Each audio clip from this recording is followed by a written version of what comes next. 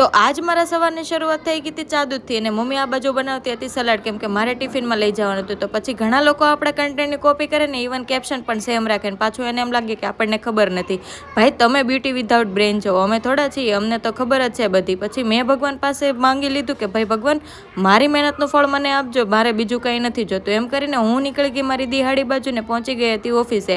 Office આવીને મેં થોડી વાર કામ કર્યું અને મમ્મીએ જે સલાડ બનાવી દીધું હતું એ બનાવી નાખ્યું. ત્યાં તો વાગી ગયા છે તો મમ્મી આવી ગઈ પેંડો લઈને, મને કે લે પેંડો ખા. ભાઈ મને પેંડો બહુ જ ભાવે, તમે મને ગમે એવો પેંડો આપો ને મને મજા આવે પેંડો ખાવાની.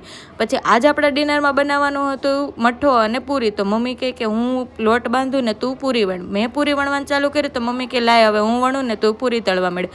એટલી મસ્ત પૂરી તળાતી હતી ને તો મેં ઊભા ખાવાનું ચાલુ કરી દીધું. પછી મમ્મીએ બસ આપણને પીરસી દીધું ને મેં જમવાનું ચાલુ કર્યું. ગુજરાતી લોકો ગમે એ જમે, છેલ્લે છાશ તો જોઈએ જ. એટલે મેં છાશ પી નાખીને બાજુમાંથી આ ઢોલુરામ આવી ગયો. મને કહે કે અવની ભાઈ તમે મારી ફરારી ગાડીમાં કેમ બેસતા નથી, હાલો આજે હું તમને આટો મરાવું. તો બસ આજ માટે એટલું. વિડીયો ગમે તો લાઈક શેર સબસ્ક્રાઈબ કરો. Bye bye.